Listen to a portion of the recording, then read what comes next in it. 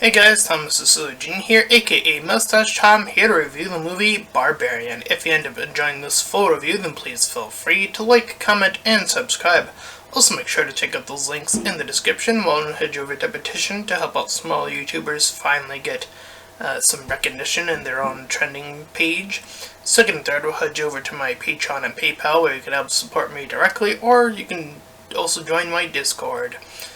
Shilling will be reminded at the end of the review, and with all that said, let's get into the movie of Barbarian. So, I had seen the movie, trailer, quite a few times here, and they kept it relatively short. So, I wasn't really, gauging what type of movie this would be. Nonetheless, I gave it a good old college try, and I'm here to look at it as objectively as possible.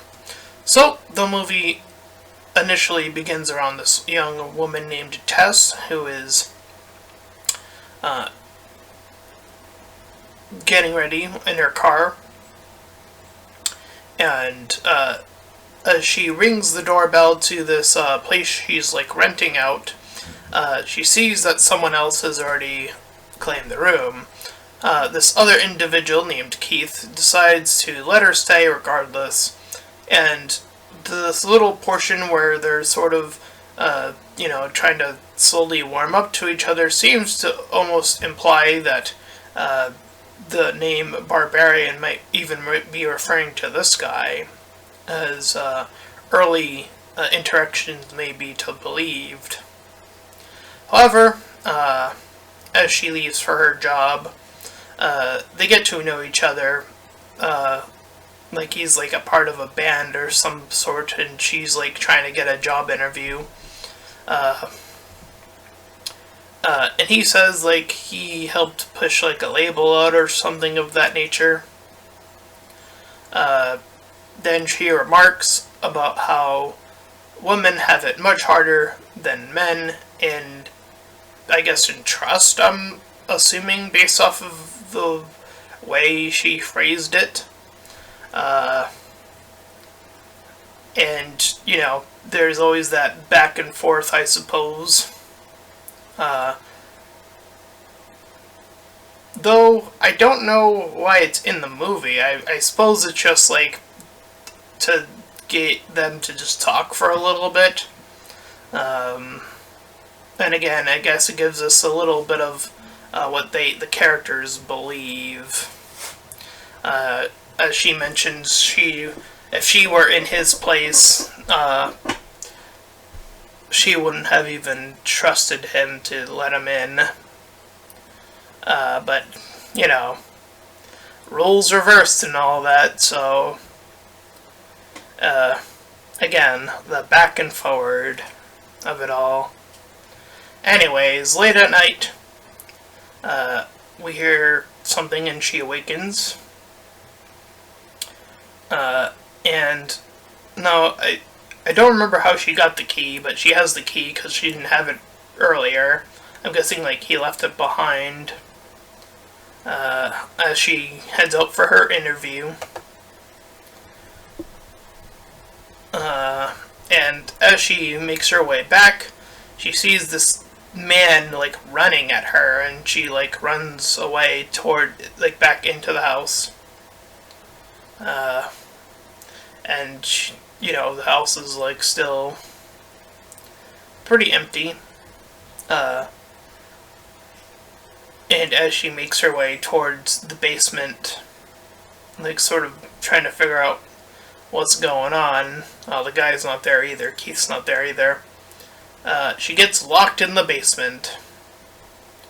While in there, she finds a rope that pulls open to a secret door. I will say, just to say it out of the way now, the secret door has nothing to do with the movie. It leads to this bed, camera, and handprint.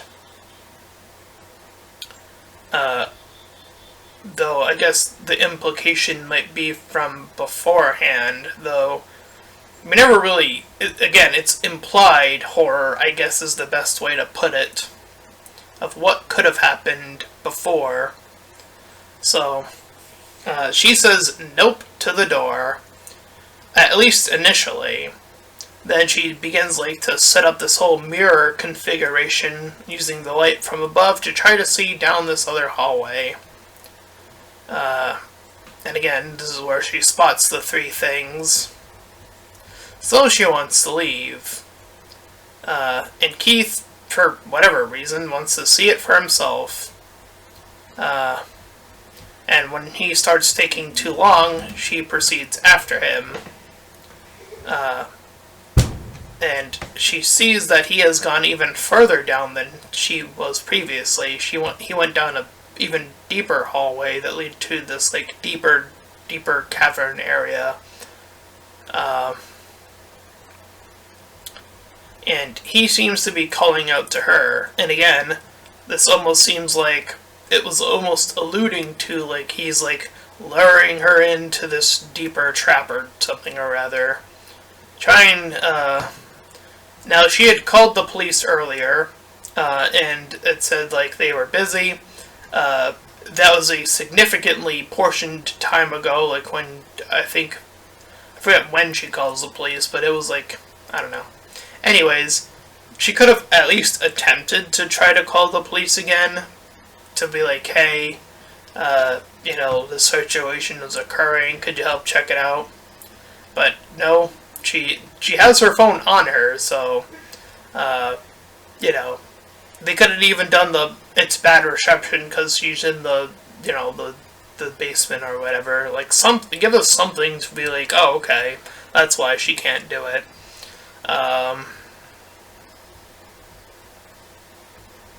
So as she heads down, she sees several cages, and we see this creature, this lady with her body exposed and really messed up, grabs Keith in the process and kills him to death. We don't know what exactly happens to her as it immediately cuts away. We then cut to AJ, this next guy. So, he gets called over the car and is accused of being an aggressor in a, I'll just say it, I don't know if this video will get flagged or whatever, but I'll say it anyways, in a rape case, because that is what happens. I'm just telling you what happens in the movie. So there you go. Not afraid. And through this process, it ends up in the news before he has a chance to really put things in order. And at first, I was like, oh, okay, I think I know what's going on here. And so he gets set up in the same rental house as the previous two, and he sees like the house has stuff in it, so he calls his mom first, I believe, and then calls someone else. And he goes to one of his friends and gets drunk in the process. And this is where he outright admits that it sounds like he was completely in the wrong, and yeah, that scene was uncalled for.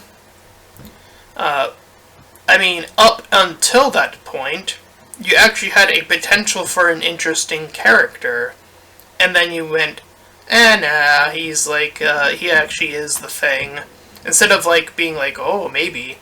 Now I can see why people were saying that about Hell of a Boss, about Stella.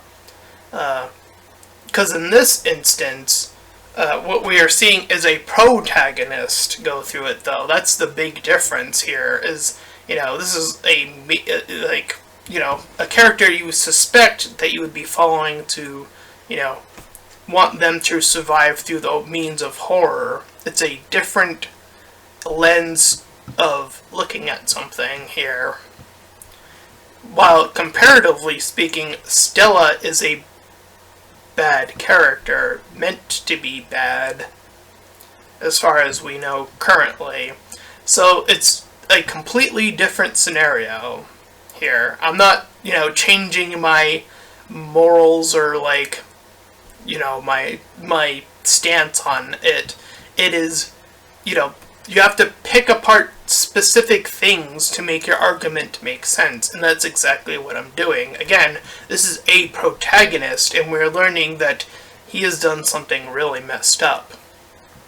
He's a criminal, and the things that happen later on only make him look worse and worse and worse, and it gets to the point of something that I've consistently complained about horror movies for time and time again, and that is when you root for the killer more than the person you are currently following.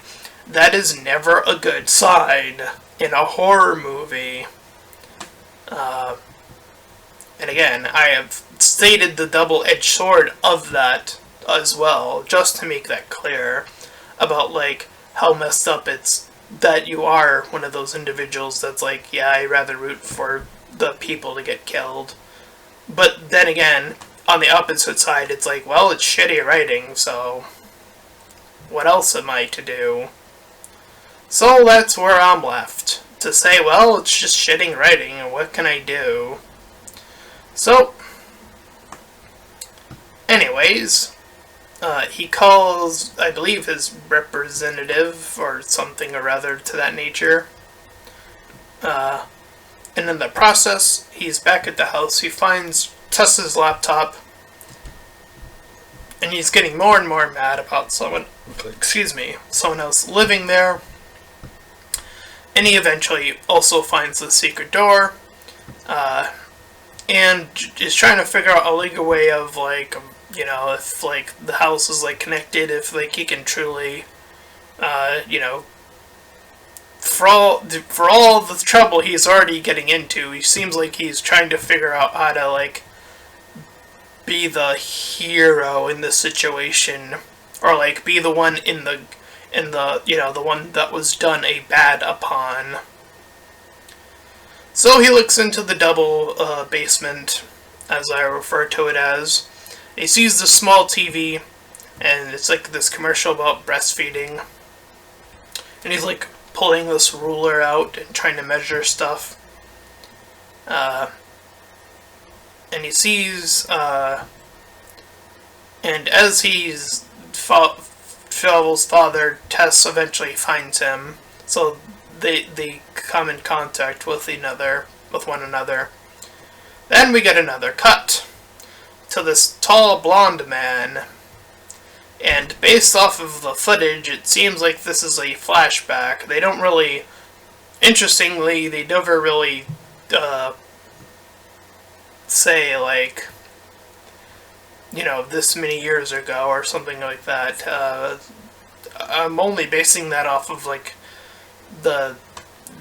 they say stuff about, like, Reagan or something of that nature, and it seems like the stuff that's happening in the current doesn't have anything to do with that, so I'm assuming this is in the past, again, based off of, again, just the dialogue. So this man named Frank seems to be working on some lighting, and we cut back to the Beast Lady making her way down, and Tess takes the way to the light, crawling out of the basement, and this homeless black man, I don't know what his name is, comes to her rescue late at night. She goes to the police after escaping, and the police just leave her there, and they hear, like, on the radio, like, another shooting is happening somewhere else, and they don't believe her, so, this is something I don't think the police would do, to an individual. I highly doubt that this is the case, that this would be the outcome. Like, if she was to be believed, or, like, if they were, you know, good at their jobs, in doing the right thing. They could have, since there were two of them, one could have went ahead and then the other could have, like, checked it out.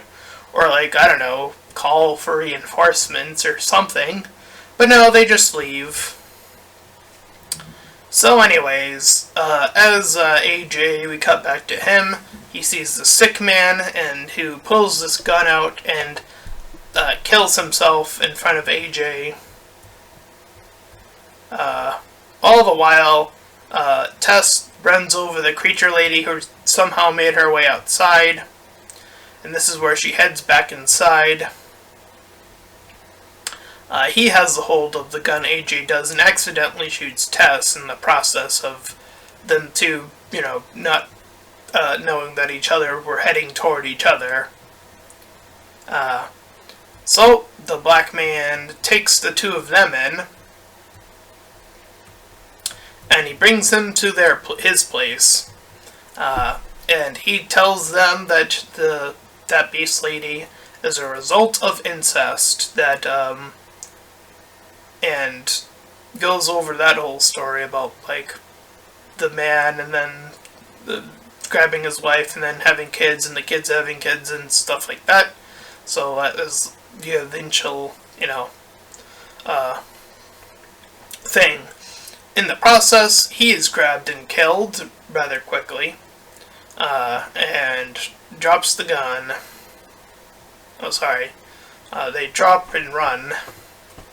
So the two of them head up to this, like, tower, this, like, water tower, which is, like, the stupidest thing they could have done. They could have just kept running straight, but they go up a tower for some, like, this, I don't know, this movie has so many stupid decisions. I can't in good faith give this something above a 7 out of 10 when the characters are doing something this stupid. So he drops the gun, so he's, like, freaking out, so he drops the gun. And then he proceeds to drop Tess in the process as well. And the creature goes after Tess, like, going down with her. So she manages to leave, and so does the beast. And it pokes AJ's eyes out, the beast creature does, and kills him. Tess grabs the gun and proceeds to shoot at the creature. And that is the end of Barbarian. It ends on the shot noise.